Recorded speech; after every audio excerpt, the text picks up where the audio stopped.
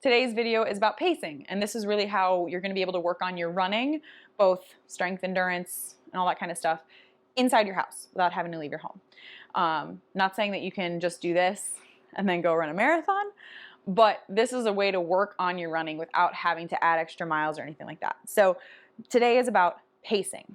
Typically when we think of pacing, we think of if I'm going long distances, I'm going to be running slower, but then we also translate that to I'm going to slow everything down. And then if I'm going to be doing short distances, I'm going to be running faster, everything's going to be moving faster.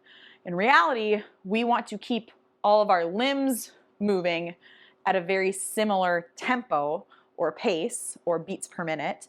We want to keep everything moving at a very similar tempo, no matter how tired we are, how long we have to run, how quick we have to run. We want to keep the same tempo. So that's what this is going to be about, is working on that tempo. What this will do, working on this at home, is this will help strengthen your feet. It also gives you an opportunity to pay attention to that alignment and the foot strike all at home and really get that into your system. And then all you have to do when you head out your door is lean forward.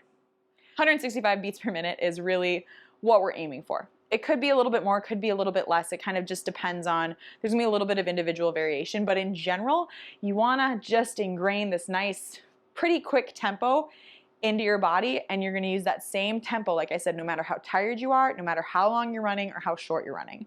The thing that's gonna change is the magnitude of your movements. So first, I'm gonna start a metronome. This will be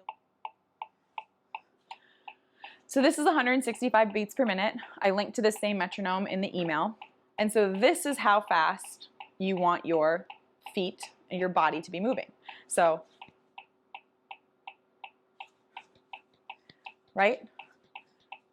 At home, this is all it has to be, okay? I get to, at this tempo or at this speed, I'm not going anywhere, I get to pay attention to, am I starting to turn my feet out? Is a foot coming out? Is a hip dropping? Am I tensing up? Am I opening up? My feet are striking underneath me, and I can start to build up a little bit of a strength and endurance here and really get this tempo into my feet. You can do that at a longer time, bigger magnitude, so you can get your arms and legs swinging more if you want. So if I'm really getting into it, it might be where I find that, okay, here my legs are aligned, but if I really bring my legs up, oh, that turns out. How can I keep that turned in? So that's how you're going to practice that. So really, that's all you're working on with today, or with our pacing work, is just working on getting that tempo into your feet, controlling what's going on there, really feeling that beat. Once again, we take our alignment, we start here, we're stacked. I'm on my toes. All I'm going to do to move forward, and you can do this around your house, is I'm going to just lean forward. Keep that same tempo and just lean forward. Then if we take this into the bigger context, if I'm going on a long run where I'm running slower, I'm still doing the same tempo, it's just my foot stride is smaller. I'm not whipping up and picking my foot as far, I'm not swinging my legs as much, or my arms as much, right? So it's just a smaller magnitude of that running movement. If I'm sprinting, you're gonna do the full start, right? You're getting into a sprint start and you're really leaning forward, but I'm still have everything stacked here, and I'm still gonna have my feet and my arms and everything swinging at about that tempo. So the exercise for this is just to work on that 30 seconds at a time, minute at a time, just kind of jogging around your house. You can find playlists that work at 165 beats per minute or around that, and you can really find what's a nice steady tempo.